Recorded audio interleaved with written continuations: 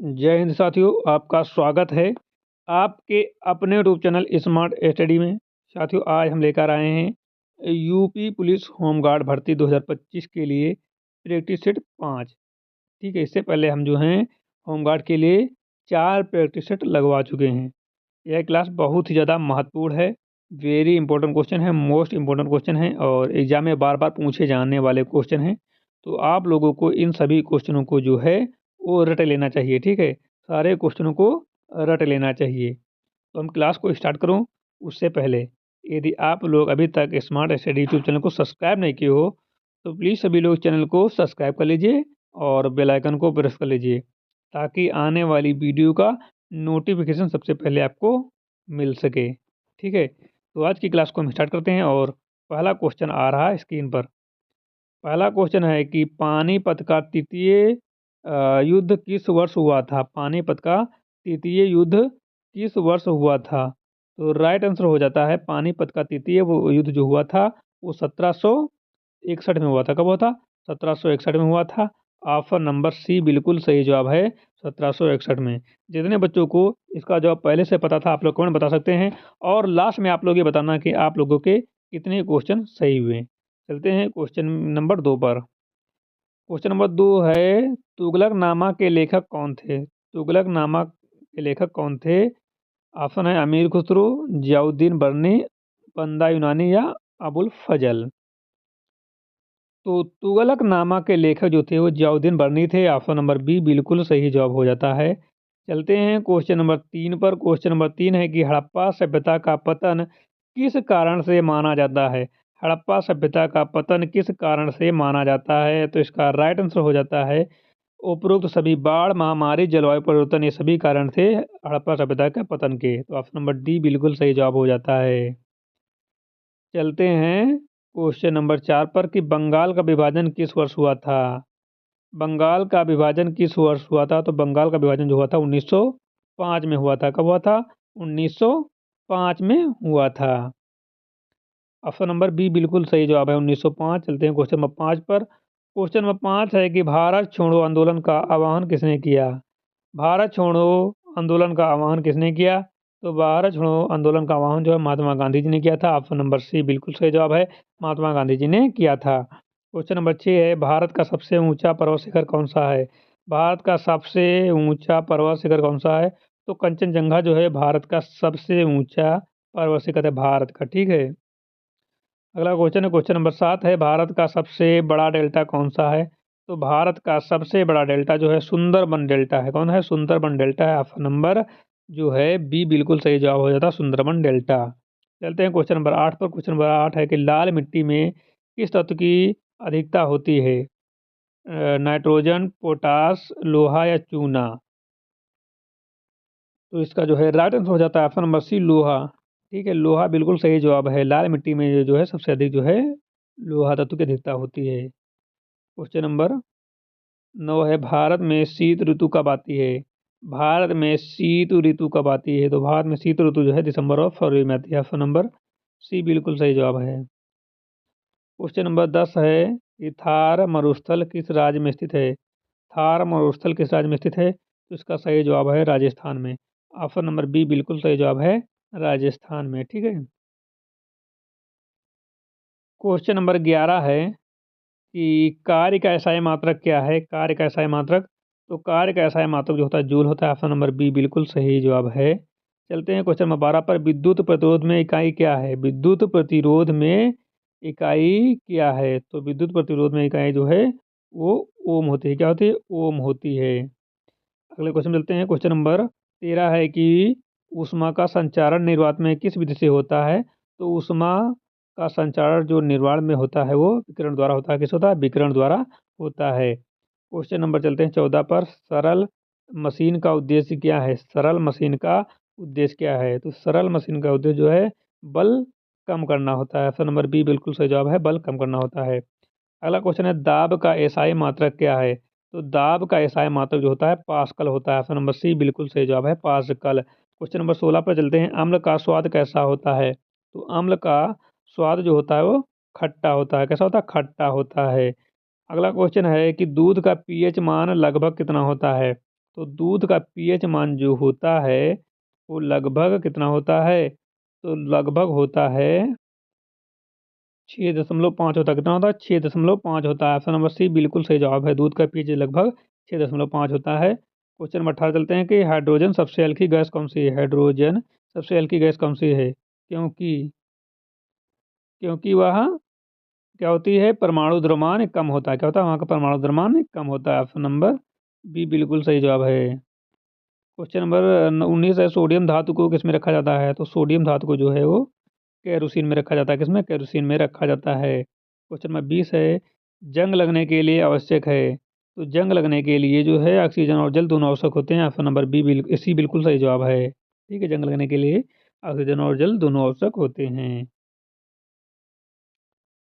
Question number 21 है कि श्वसन की क्रिया कहाँ होती है? श्वसन की क्रिया कहाँ होती है?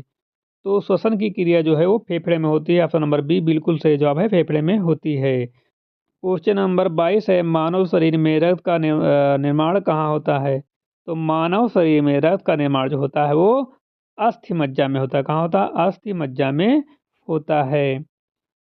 क्वेश्चन नंबर 23 है, विटामिन सी की कमी से कौन सा रोग होता है? विटामिन सी की कमी से कौन सा रोग होता है? तो विटामिन सी की कमी से जो है वो स्कर्वी रोग होता है। ऑप्शन नंबर बी बिल्कुल सही जवाब है, स्कर्वी रोग होता है। क्वेश्चन नंबर 24 है, प्रकाश संश्लेषण में कौन सी गैस ली जाती है?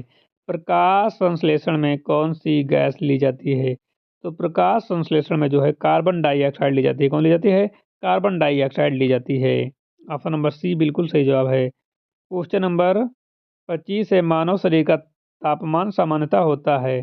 तो मानव शरीर का सामान्य तापमान सामान्यतः जो होता है वो 37 डिग्री सेल्सियस होता है। ठीक है, 37 डिग्री सेल्सियस होता है। और फ़ारेनहाइट में 98.7, 98.8 या 7 से। ठीक है, तो ऑप्शन नंबर बी बिल्कुल सही जवाब है। चलते हैं क्वेश्चन नंबर 26 पर। क्वेश्चन नंबर 26 है, भारत का संवैधानिक प्रमुख कौन है? भारत का संवैधानिक प्रमुख कौन होता है? तो भारत का संवैधानिक प्रमुख जो होता है वो राष्ट्रपति होता है। कौन होता है? राष्ट्रपति होता है। चलते हैं क्वेश्चन नंबर 27 पर, लोकसभा के सदस्य कितने वर्षों के लिए चुने जाते हैं? तो लोकसभा के सदस्य जो हैं वो 5 वर्षों के लिए चुने जाते हैं। कितने वर्षों के लिए? 5 वर्षों के लिए। क्वेश्चन नंबर 28 है, नीति निर्देशक तत्व किससे लिए गए हैं?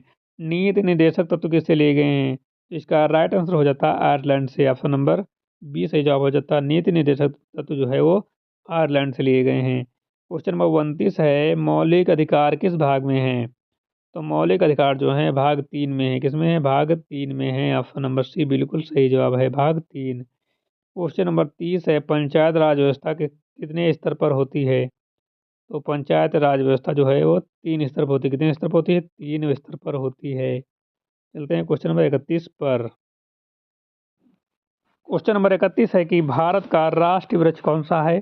तो भारत का राष्ट्रीय वृक्ष जो है बरगद है। ऑप्शन नंबर बी बिल्कुल सही जवाब है। क्वेश्चन नंबर 32 है, इसरो का मुख्यालय कहाँ है? तो इसरो का मुख्यालय जो है वो बेंगलुरु में है। ऑप्शन नंबर बी बिल्कुल सही जवाब है, बेंगलुरु में। ठीक है, क्वेश्चन नंबर 33 है, सत्यमेव जयते कहाँ से लिया गया है?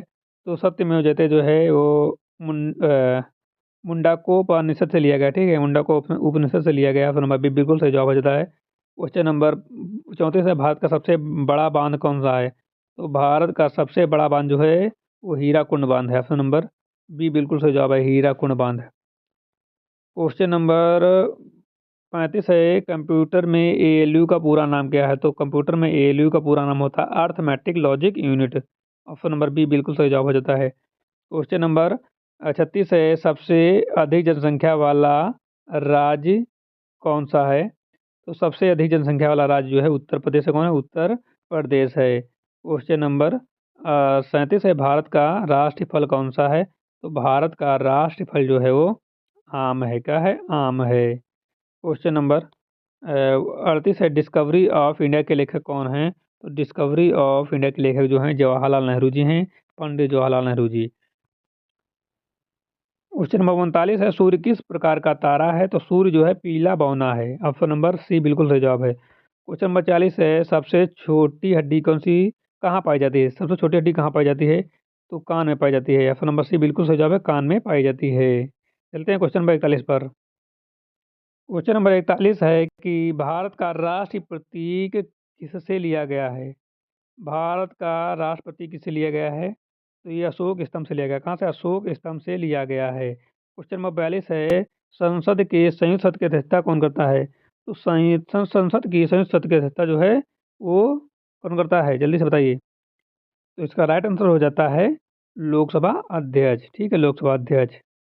अगला क्वेश्चन है, पृथ्वी के घूर्णन में कितना समय लगता है। तो पृथ्वी के घूर्णन में जो है 24 घंटे लगते हैं। ऑप्शन नंबर बी बिल्कुल सही जवाब है।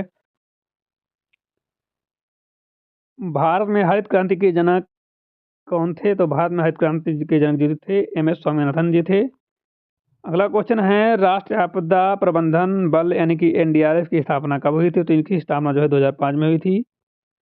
अगला क्वेश्चन है, कंप्यूटर की अस्थायी स्मृति कौन सी है। तो ये होती है रैम होती है। ठीक है, ऑप्शन नंबर सी बिल्कुल सही जवाब है। क्वेश्चन नंबर 47 है, भारत का सबसे लंबा राष्ट्रीय राजमार्ग कौन सा है। तो NH-44 है।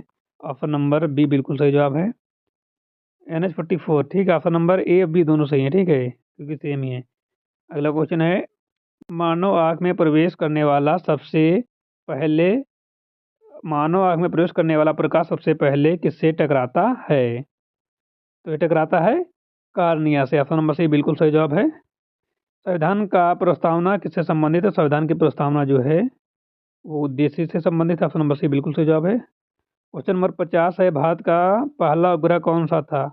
तो भारत का पहला उपग्रह जो था वो आर्यभट्ट था। ठीक है, तो आज की क्लास में हमने 50 क्वेश्चन कराए हैं। आप लोग कमेंट बॉक्स में बताना कि 50 में आपके कितने सही हुए। ठीक है, ऐसे ही हम डेली एक सेट कराते रहेंगे 50-50 क्वेश्चन का, और एग्जाम तक हम आपको बहुत सारे क्वेश्चन तैयार करा देंगे और आप लोग एग्जाम में अच्छा परफॉर्मेंस करके आप लोग जॉब ले लोगे। ठीक है, तो मिलते हैं नेक्स्ट क्लास के साथ, तब तक के लिए जय हिंद।